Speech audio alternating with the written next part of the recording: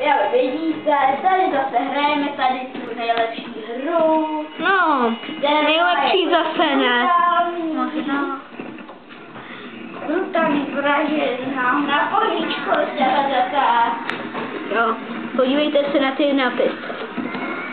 Na koníčkovi, který má rohy. Rohy. Rohy, parohy. Rohy, parohy. To je David, to je Pavel, náš blázen. Pavle, zaspívej nám. Šmouly samozřejmě. Šmouly. Na.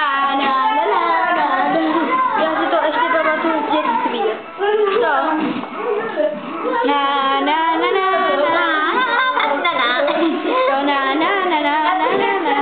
Tak to ještě...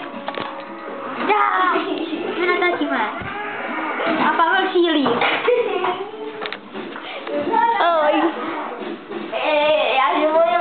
Tak jak se možná zajít.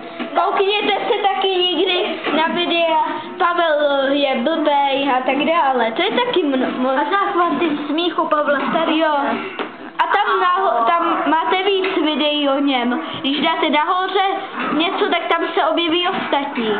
Je to tohle to byla těžká mise. Jo. Ve který se A nakonec se umřel. Jak se ožralej.